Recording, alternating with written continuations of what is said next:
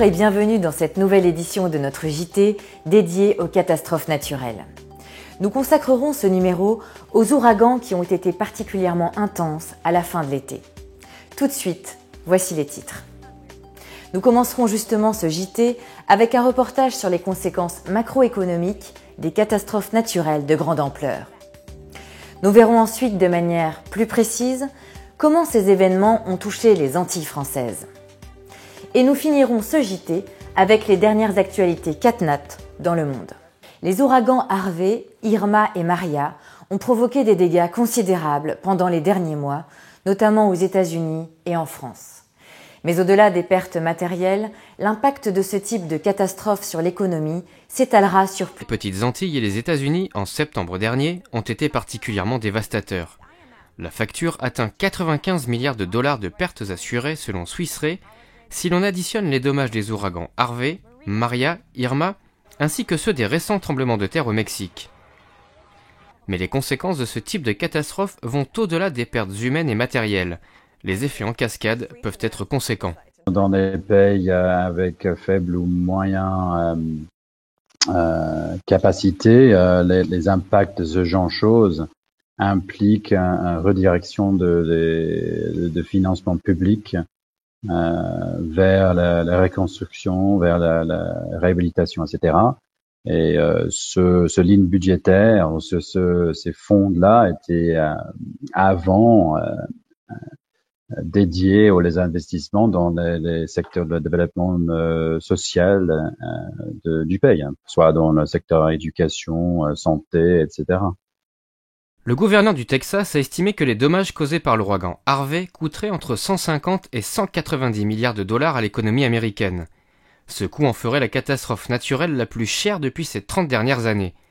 La banque d'affaires Goldman Sachs estimait juste après le passage de l'ouragan qu'Harvey pourrait faire reculer de 0,2 points le taux de croissance de l'économie des États-Unis au troisième trimestre. Mais au final, l'économie américaine a pratiquement maintenu son rythme de croissance du deuxième trimestre avec une expansion de 3% en rythme annuel selon Washington. Les efforts de la côte texane bordant le golfe du Mexique abritent environ un tiers des capacités de raffinage des États-Unis. La banque Barclays prévoyait que l'ouragan aurait un impact à la hausse sur le cours du pétrole du fait de l'arrêt pendant quelques jours de 40% de la capacité de raffinage américaine. Au final, cette catastrophe a provoqué une baisse du prix du baril. En effet, la fermeture de raffineries a fait chuter la demande, provoquant une baisse du cours de pétrole. D'autres catastrophes dans le passé ont eu un impact important sur l'économie mondiale. Si on parle par exemple du cyclone et les inondations en Thaïlande en 2011, les pertes des moyens de production étaient tellement importantes. Les pertes directes se sont élevées à 45 milliards de dollars, ce qui représente 60% de l'investissement annuel du pays. La perte des bénéfices due aux ruptures d'approvisionnement de la chaîne de production, par exemple, Toyota a perdu 1,2 milliard de dollars en raison de la pénurie de pièces après le séisme au Japon en 2011. Approvisionnement mondialisé. Un événement est susceptible d'avoir des répercussions économiques dans le monde entier. Afin de réduire les effets multiples des catastrophes naturelles, l'UNISDR encourage les entreprises à bien analyser l'exposition au risque de leurs implantations et de prendre les mesures nécessaires pour réduire la vulnérabilité. Catastrophes naturelles. Et depuis 2000, les dommages dus au vent sont également couverts pour les événements les plus extrêmes. Cependant, sur ces territoires, le taux de pénétration de l'assurance est généralement plus faible qu'en métropole. Éclairage. Pour les seules îles de Saint-Martin et Saint-Barthélemy, CCR estime à 1 par le régime d'indemnisation des catastrophes naturelles. Le périmètre de cette estimation, c'est les dommages uniquement assurés. Ça va comprendre les biens des particuliers, tout ce qui est commerce et industrie, et également les dommages automobiles. Mais par contre, ça ne comprendra pas tout ce qui est dommages au réseau, les biens publics et tout ce qui n'est pas assuré. Là, on a affaire à deux petits territoires qui sont extrêmement exposés aux risques naturels. Et s'il n'y avait pas ce dispositif d'indemnisation, d'assurance à un prix abordable. Mais au-delà des pertes assurées, les pertes économiques pourraient être bien supérieures car aux Antilles, la proportion de la population ayant souscrit un contrat d'assurance est plus faible qu'en métropole.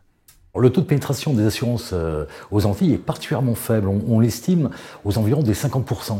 c'est très fort contre 98, l'écart est absolument colossal, et c'est essentiellement le niveau de vie de la population qui explique la raison pour laquelle en fait les assurances pénètrent moins dans les foyers qu'ailleurs.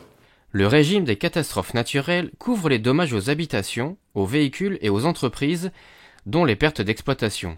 Mais l'économie de l'île, basée essentiellement sur le tourisme, risque d'être impactée pendant plusieurs années. Irma était une véritable catastrophe pour les économies antillaises et singulièrement pour Saint-Martin. Pour se donner un ordre d'idée, on chiffre actuellement les dégâts à Saint-Martin aux alentours des 3,5 milliards et ce sera probablement 4. Alors ce chiffre, il est à rapporter bien évidemment à la richesse produite notamment à Saint-Martin, au produit intérieur brut de Saint-Martin. Irma, c'est à peu près un dégât ou un désastre estimé à 40% du PIB.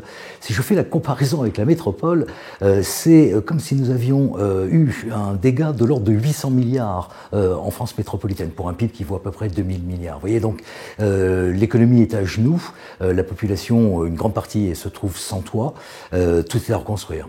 À titre de comparaison, l'ouragan Hugo, qui a ravagé la Guadeloupe en 1989, a perturbé pendant plusieurs années le développement économique de l'île.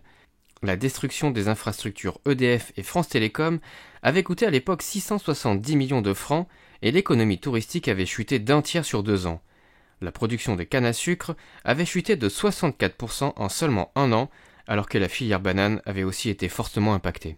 Nous finissons ce JT avec un panorama des dernières catastrophes en images. L'ouragan Maria, les tremblements de terre au Mexique et plus récemment les incendies en Californie. L'ouragan Maria est le dernier ouragan majeur de la saison cyclonique dans l'océan Atlantique. Il a provoqué au moins 79 décès et des dommages estimés à plus de 90 milliards de dollars.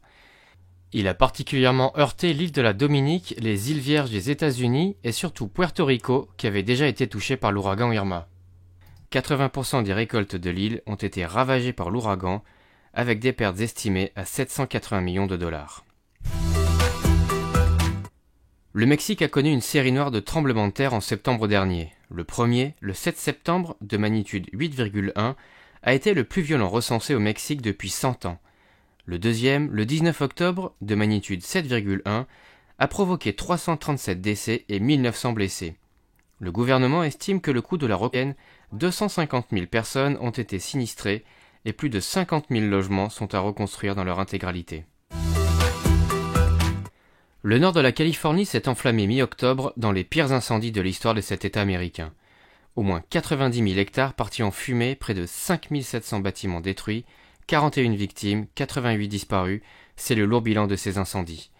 Selon l'agence de modélisation Air Worldwide, les pertes assurées oscillent entre 2 et 3 milliards de dollars pour le secteur. Cette édition du JT Catastrophes naturelles est maintenant terminée. Merci de votre attention. À bientôt sur News Assurance Pro.